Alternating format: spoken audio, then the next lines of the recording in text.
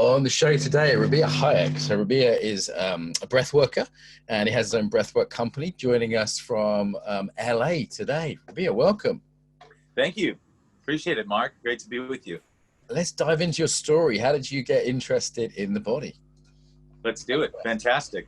How I ended up getting interested in the breath in this particular work was actually through singing originally, and my yogic path, both diverging. And what it was, I had a degree in voice, teaching people how to sing for many years. And as my yogic path increased and the breath became very interesting and more interesting from a developing my consciousness perspective, I noticed that as I was teaching people breath for singing, I would teach them more and more, and they began actually having experiences. It was a funny moment.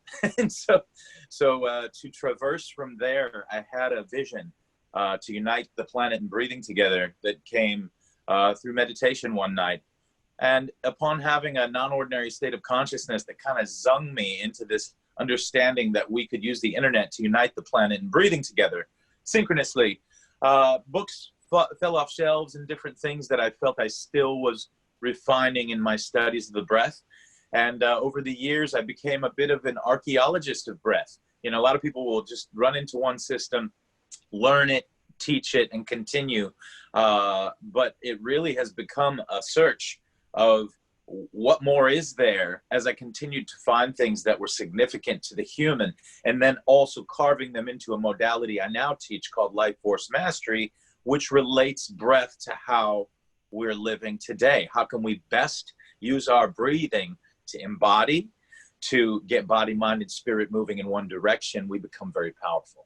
Okay, so you've gone straight into the sales pitch almost there. I want to find out a bit more about you as a person, if I may. I know you're in LA, but this is an international audience here. So you grew up in LA, is that right? I'm just trying to get a sense of the geography. No, sure, man. I actually am a Palestinian man, Christian family, Okay. born in what is modern day Israel. And so when I was 2, we moved from Israel to the Midwest. I grew up in the Midwest of the United States in St. Louis, Missouri.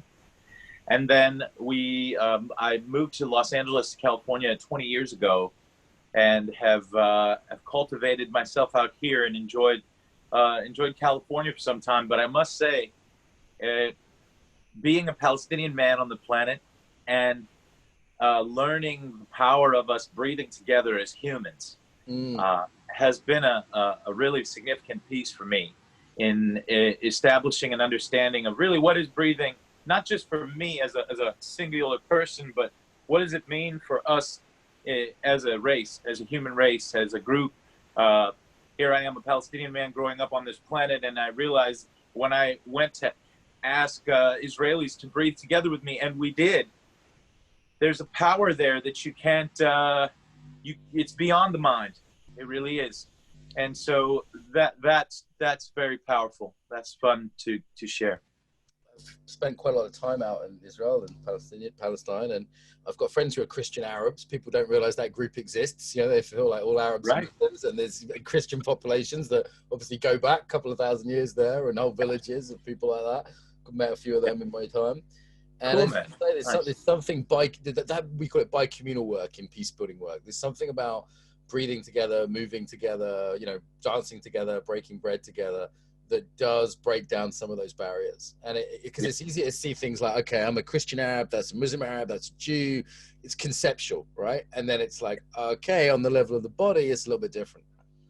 Yes. Yeah. When we start to have these mirror neuron experiences, as they're studying in neuroscience, where parts of us are mirroring that which is right in front of us and connecting with the connection, I should say riding the connection that's already there, and then we get to notice it in our awareness. That's powerful.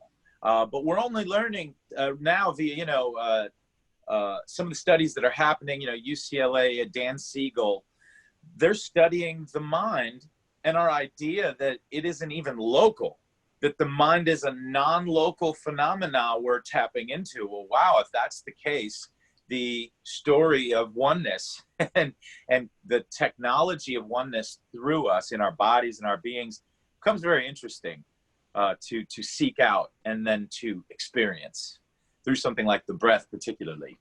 And were there particular schools you trained in? You know, was it the rebirth thing, or, you know, was there particular sort of angles you came in on it with your training? I actually came through the pranayama door first. And so I studied the yogic, for any of you that don't know the word pranayama, the system of breathing behind yoga first. And what that did for me was it delayed actually my experiences with the rebirthing style and the styles of breath that you experience on your back for an hour and a half, more cathartic. Very interesting to have it in that order, because I later met people that had it in the opposite order, and we arrive in a different place of understanding. What's the difference then? People that go one way or the other? Because as you said, there's a few doorways into breath. Some people are coming in through Wim Hof now. You know, it's kind of popular. You know, Dan Brulet's got a following. We've had him on different shows. Right. And that's right. Then there's the yoga people who have never heard of that stuff. And I've got one friend that does breath work from Russian martial arts. You know, that's a whole different doorway, right? So it's, in some ways they end up in similar places, but the different entrance points. This is how I like to unpack that, is that if we take for a moment a metaphor, we think about our breathing like software upon the hardware that is our body, our being. Then when you try on a new set of software, new sets of breathing consciously, you find different results, you find different states. What I particularly got interested in is, wow, when I discovered new software, new ways of breathing, I discovered that we could then learn as humans a whole vocabulary of how to state change at will. And that became very useful, very powerful, and very accessible. You know, there's people out running around wanting to find how to create balance. How do I create balance in my life? But if one creates balance in the software that's running the hardware, you really discover a different way to start your seeking to create balance and how to do that. And so people, just to unpack further, the aspects of breathing modalities that are done on your back, where you lay on your back, something to notice. You know, we dream when we're on our back. We enter dream world, we go into other places, and therefore the body and the way that it responds on our back versus when we are upright. Most of our life spent living it upright.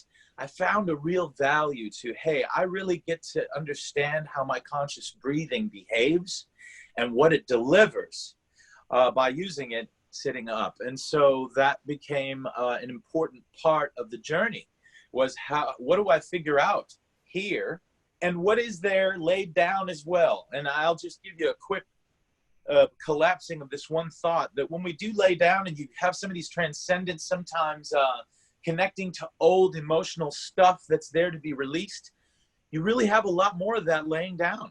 It taps into it in a different way.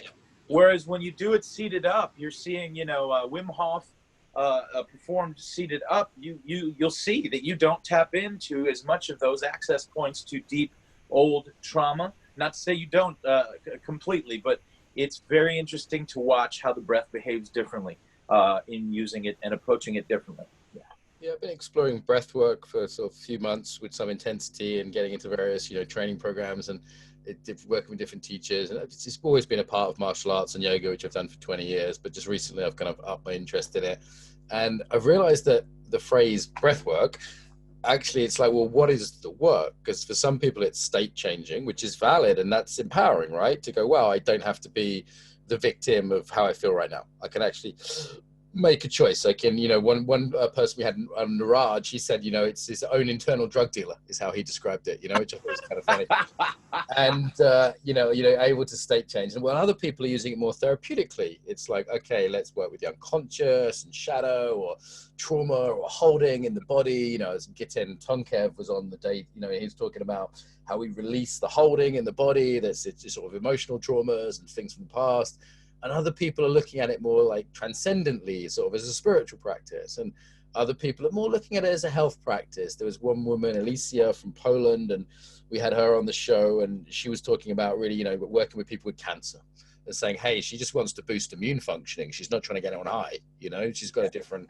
So it really depends what people are trying to achieve with it, right? As to what the work in breathwork is. Absolutely. It's a great point. The word breathwork, if you look at where we got into utilizing it in the West, in the 70s, you end up getting rebirthing breathwork. It's what they actually called Leonard Orr's modality that first stung a lot of people in this direction as far as healers in the West. Then the word rebirthing was misunderstood.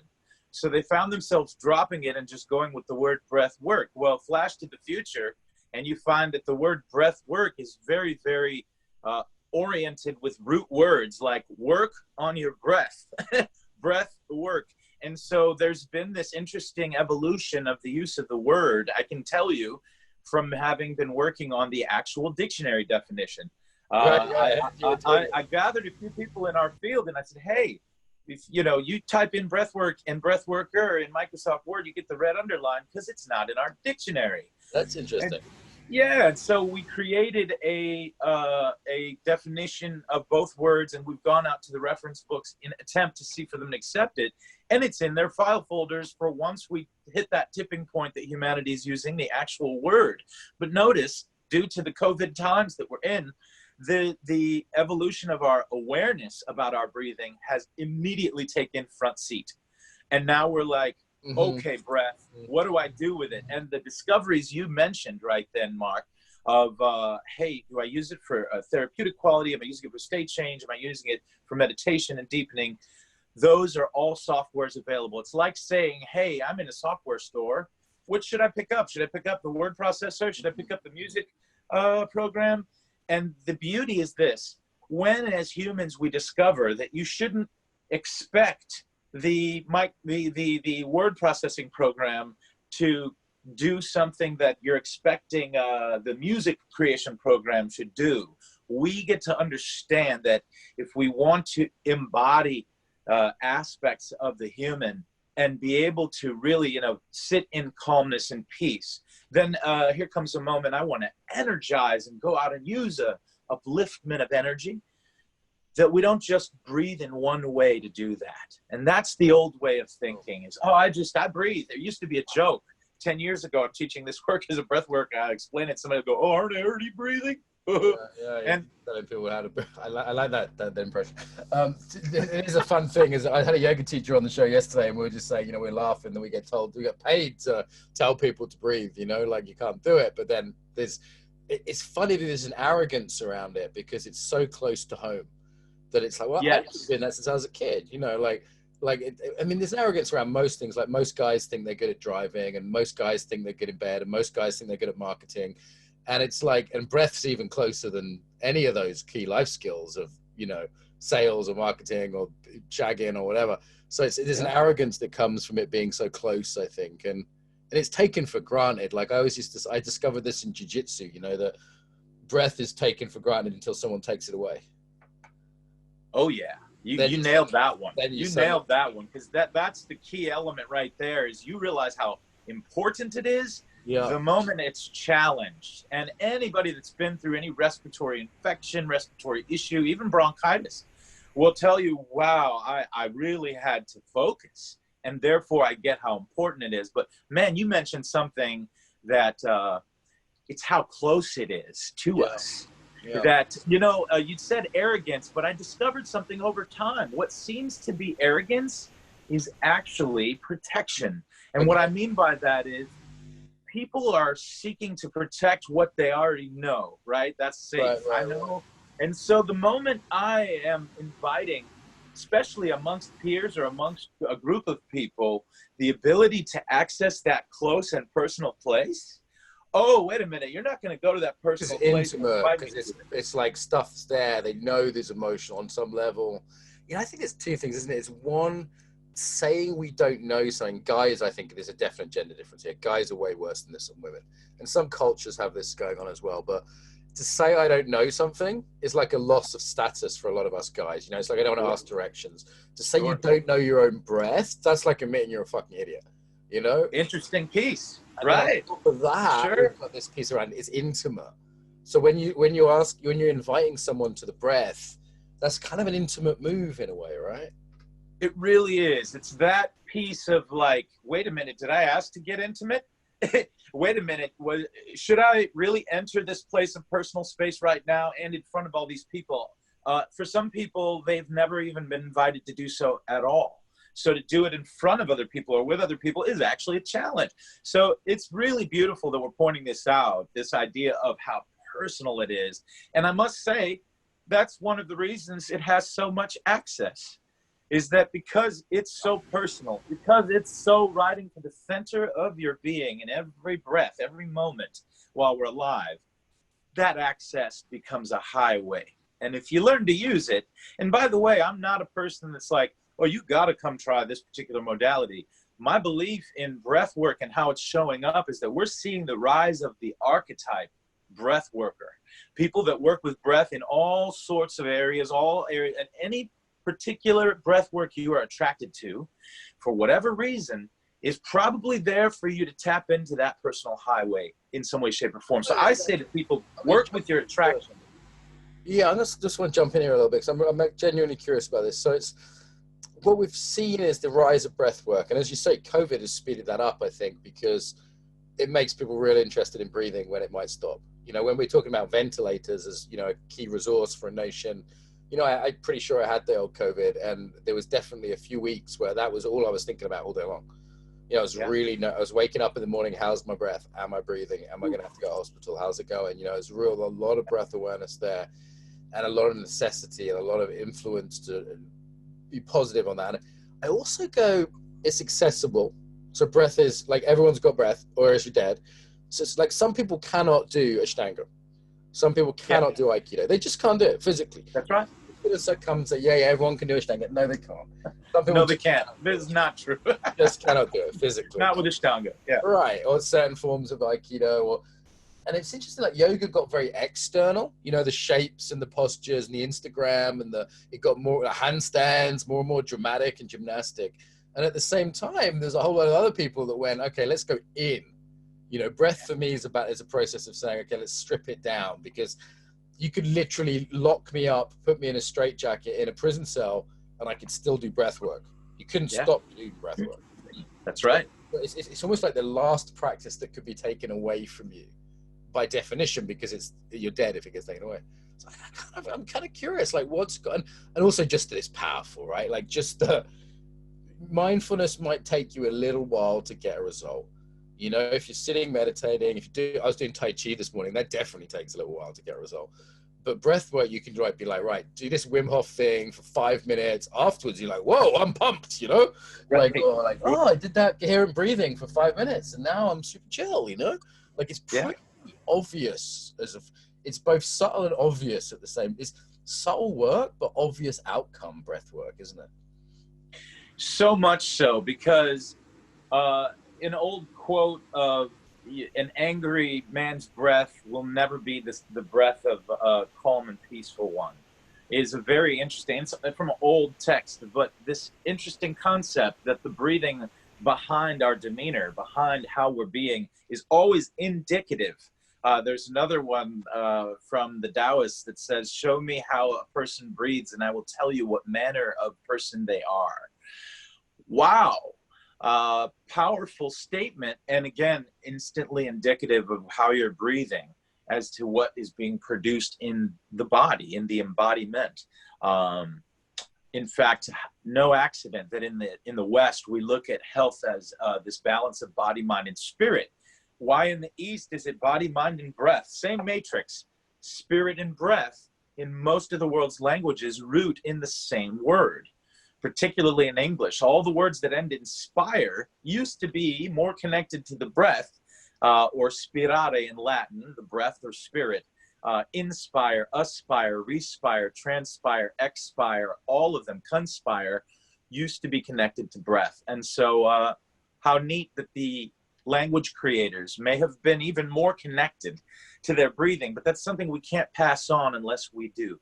If it wasn't spoken about, somebody passes away, how they were breathing on the planet is gone. And I find that interesting. What do we not know about these ancients that we revere, these ancient cultures that got us here, you know, and preserved ways of being? How did some of them breathe? So very interesting concept. You go back to the early Christians, you find they breathed together.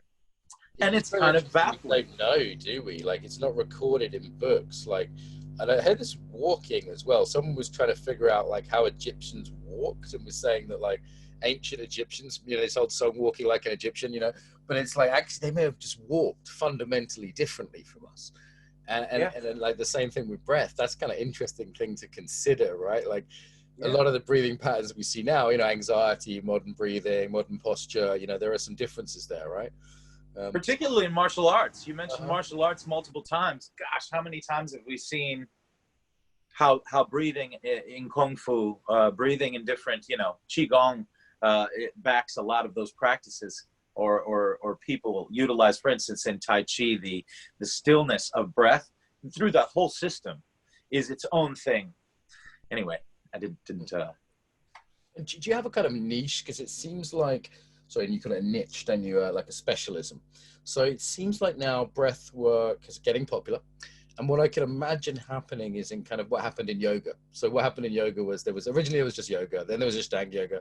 Then there was rocket yoga. Then, then there was like, you know, just yoga for cat lovers with one arm. You know, it got more and more. That's right.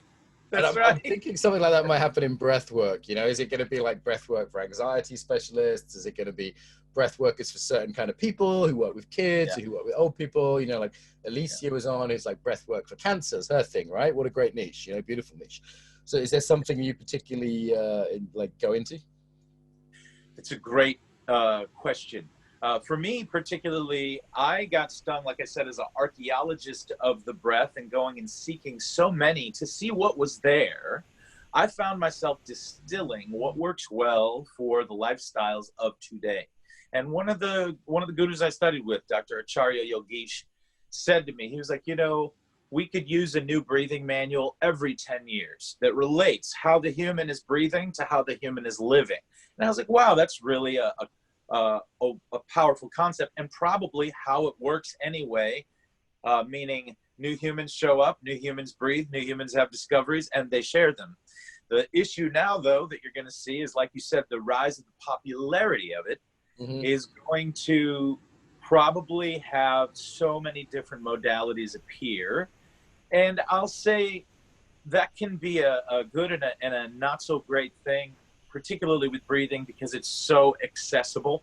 Someone can pick up and begin learning how to do so. And I don't think that's a great thing. I think one needs to seek out a richness of practice, like with anything else. You know, they say you put 10,000 hours in to create some level of mastery with it. I believe with the breathing, it's very much the case. And if you're going to lead someone, having that in your arsenal is powerful. Now, I am predicting that healers of all types will create new niches that are very important. And we must listen and be open. And the proof is in the pudding. You put on the particular breath work, see what that person found. If you find it as well, that's valid. It doesn't need double-blind, placebo-controlled studies in every case, you know. And so I think we're going to evolve our software. And we're going to see it through the psychologists, the therapists. You're going to see it through the yogis and the yoga teachers. And hopefully we arrive at a place where there's a new understanding, collective understanding, that there is a series of ways and things we can use our breath to do, to arrive at, to live a better life, and really not be passive with it. That's what I think the big rise is about, is that we were so passive about our breathing. And now people will become very active and very conscious of it. What will that do to us? We have yet to see. Yeah. And is there a risk of a kind of consumerism here, you know? Because I'm almost picking like breathwork techniques out of a big bag now, you know, with the availability of, you know, it's not just that I'm lucky. I get to interview people like you. I'm very lucky, you know, but it's also that I can be in Anthony Abbiano's, you know, Sunday morning class. Then I can get my Wim Hof app on my phone. And then I can look at my Max Strom kind of, what's it called? Online learning platform. And then I look at my, you know, it's like, and that's just the last 3 days of my life. Just literally, I did that. This is just an example. That's actually what it is. So I go, okay, it's almost like a consumer thing. You know what I mean? It's like going to the supermarket, particularly in the States, man. You go to the supermarket and it's like 48 kinds of cheese. Right. 48 kinds of ketchup. You know, it's a little bit like that. And there's that sort of quality to it. You know what I mean? Like, it can easily get that way. It really does, Mark. And the thing is, if a person just keeps listening to their intuition amongst the sea of offerings and sea of different types or styles, see what you're attracted to. You know, I never give it like a prescription and say, hey, you really need to go do this. Unless I see there's reason, I'll explain it from having known. But I think people being attracted by way of intuition and by way of really we're being led to these different ways, kind of like you would have been led to Ashtanga if it was good for you, but you might have been in Hatha yoga practice because it was good for you and you found that first. Same thing's going to happen with breath work, is people will, you know, granted right now, it's kind of funny how you mentioned it, because we've never had a time where breath workers had this free reign to literally market and share their work and people would listen. Global reach. And also, like, Anthony got hundreds of people in his class because he's doing it on Zoom.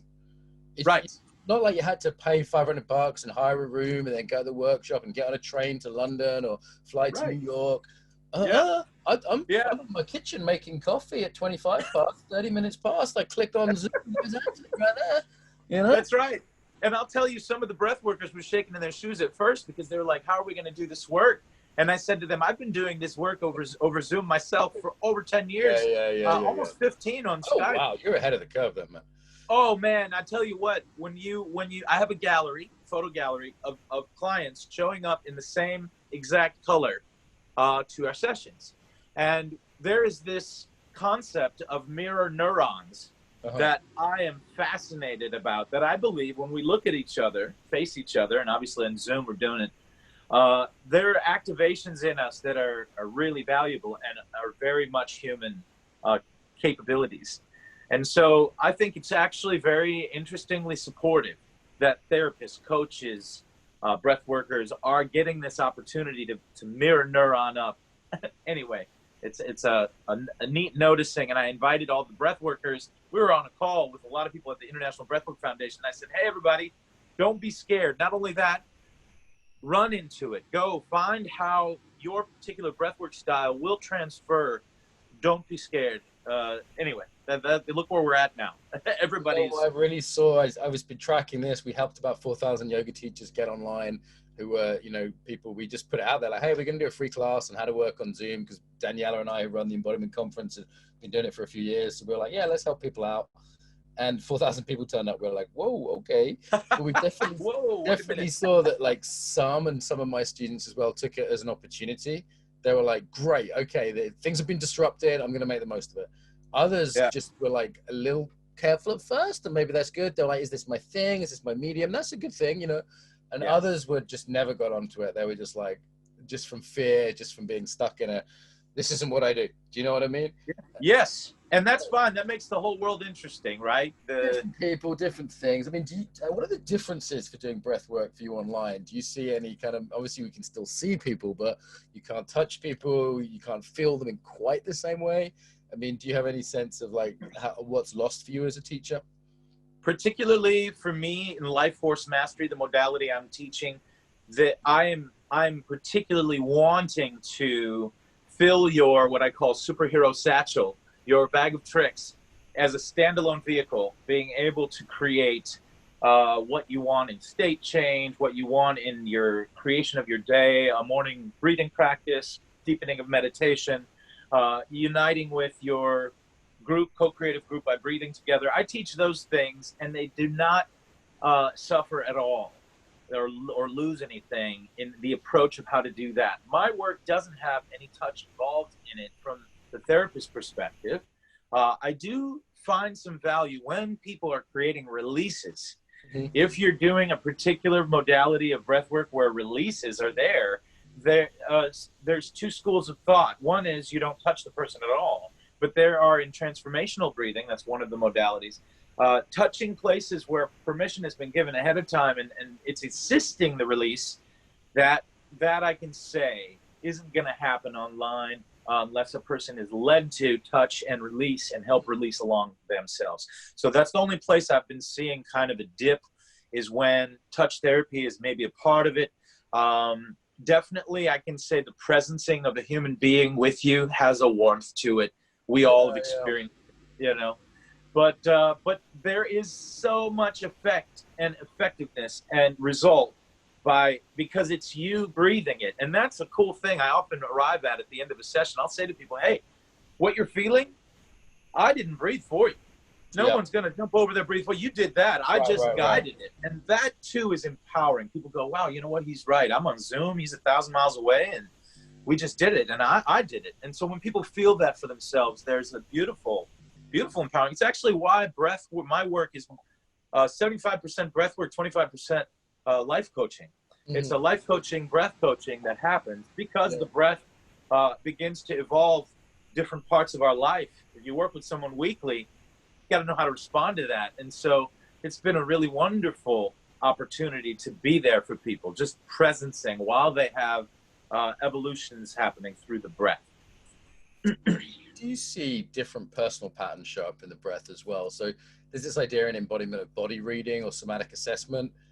And, you know, for example, if it's just say more emotional people, breathe a bit more in the chest. You know, it could be as simple as that, or some people are quite subtle about it.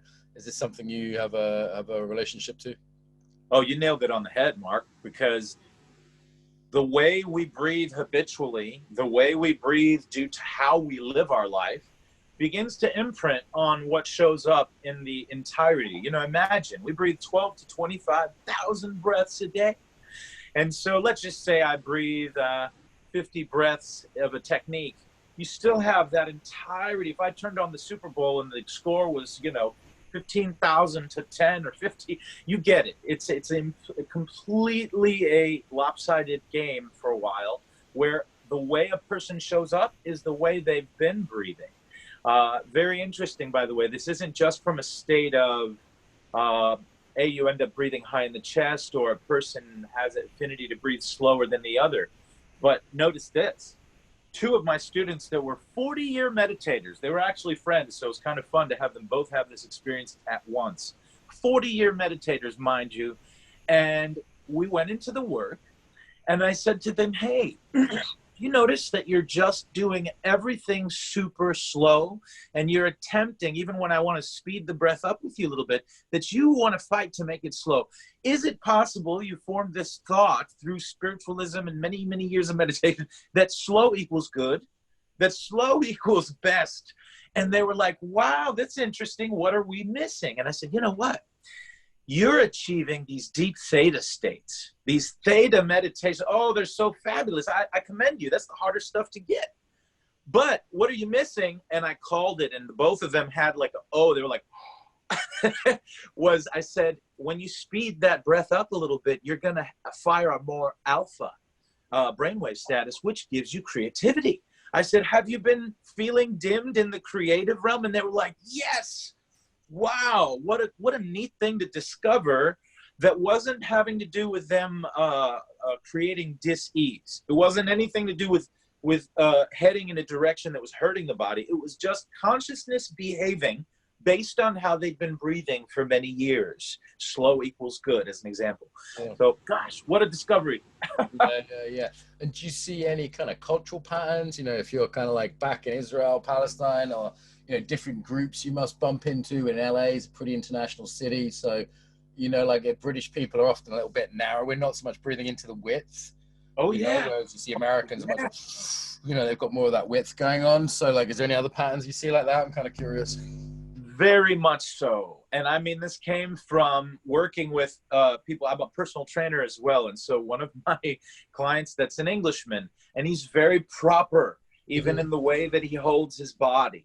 And I had to get him to break out of the norm that was given to him by social norms, you know, social norms, things we've accepted that have to do with how we hold our body and how that might impair my breathing.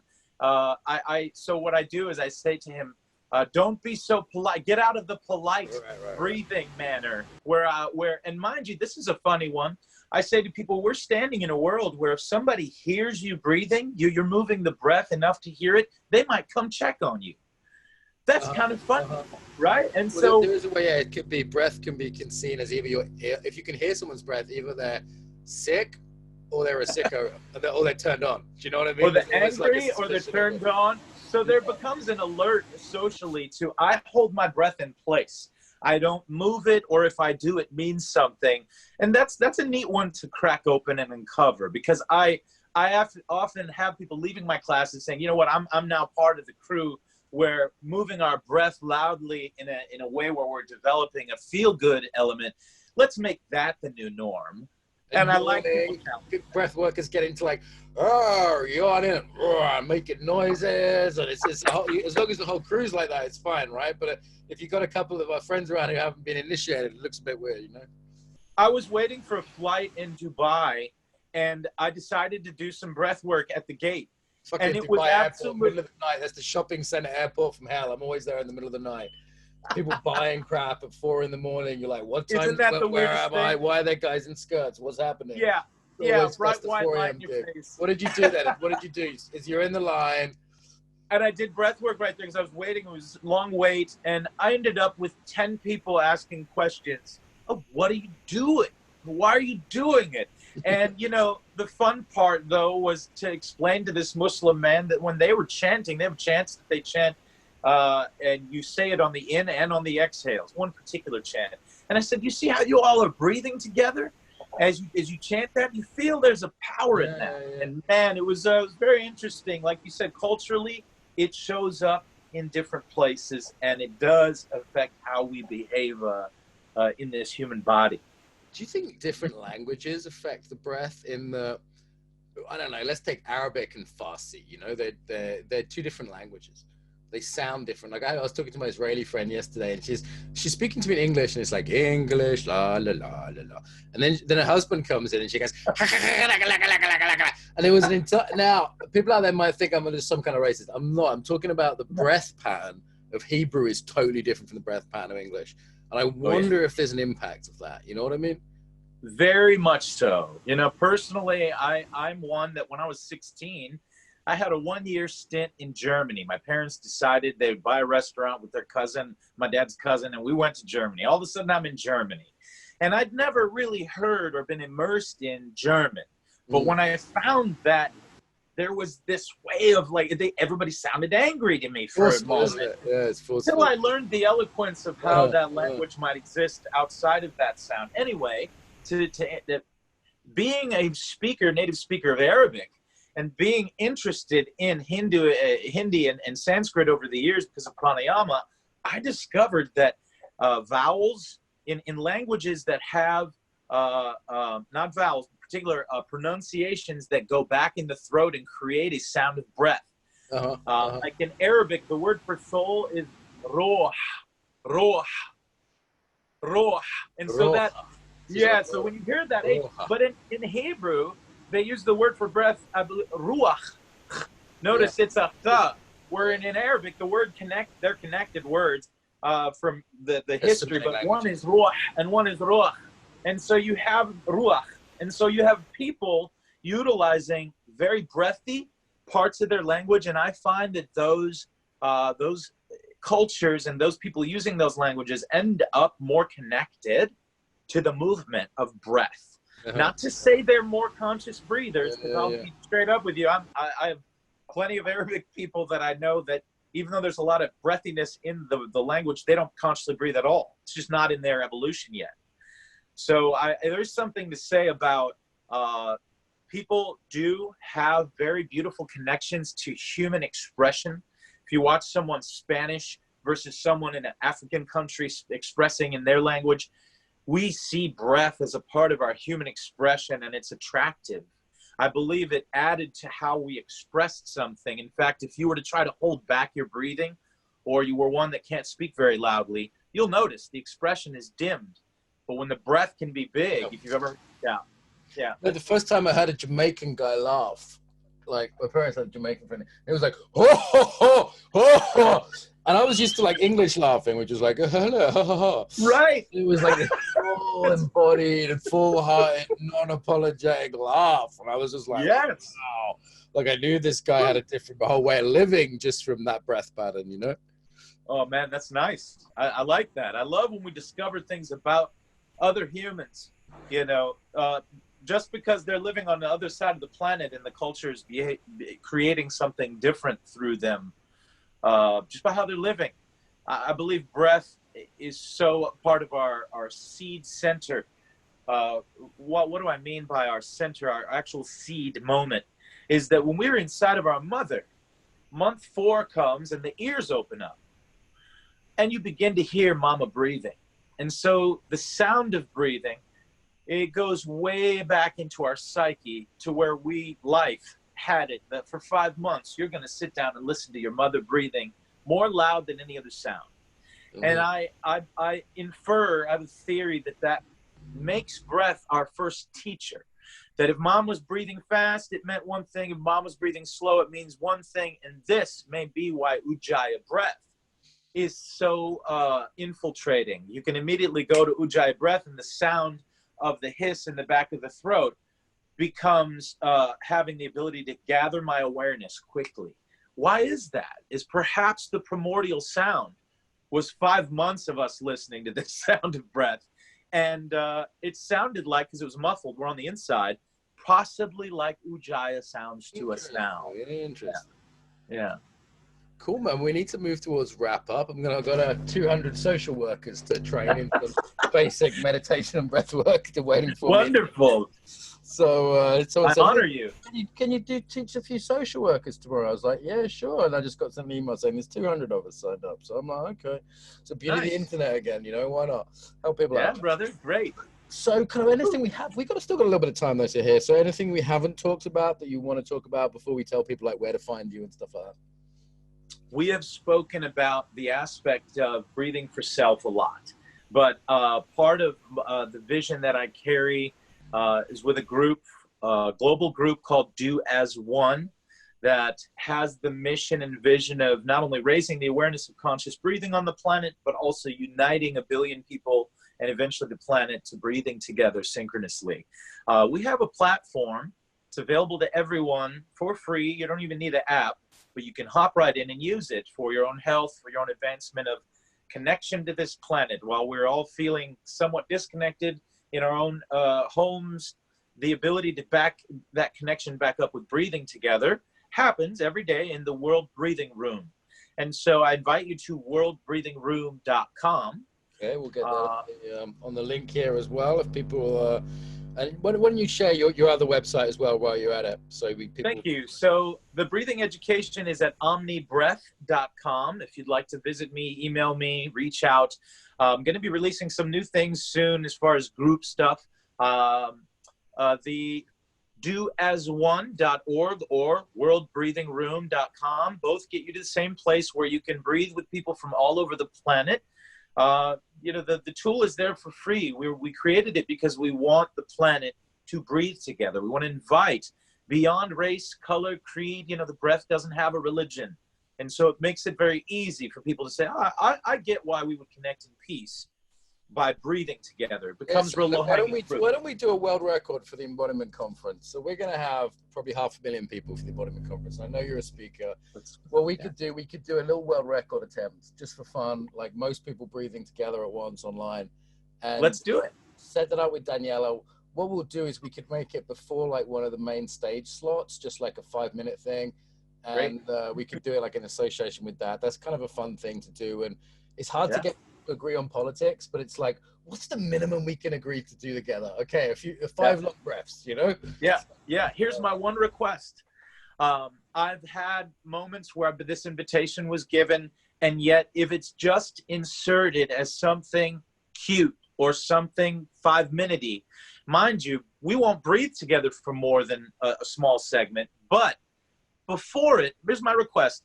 Just let there be a little bit of a tuning up of consciousness so that we actually use that moment at its best. I feel like meditations, even where people have been meditating for years, can be heightened if we tune up the focus of willpower. I believe willpower is one of our greatest powers.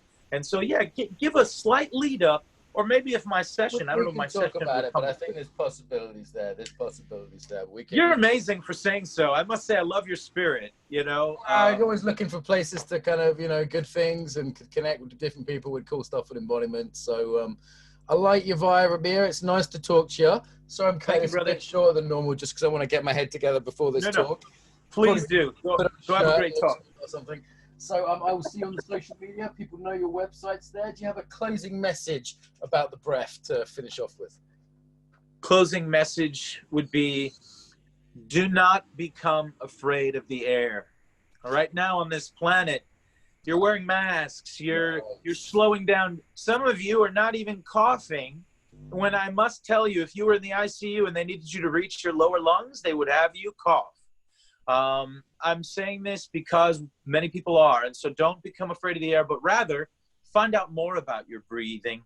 Let conscious breathing be not at all threatening, but let it be rather an open door to more about you, more about your health, and hopefully, as we learn to breathe together synchronously as a human family, we may see the day where we wake up, we breathe together before we head out into the world. And so that's my last charge to you all, is allow breathing together to lead us to a world of peace. Beyond peace talks, there is the breath.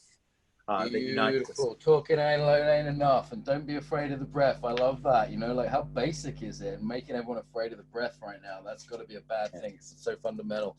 So shukran, thank you very much for joining us. Fun. Welcome, and I'm definitely going to see you again, mate. So real pleasure. Good first meeting. Thank you, Mark. Great pleasure, brother. Have a great one, everyone. Blessings. Bye-bye.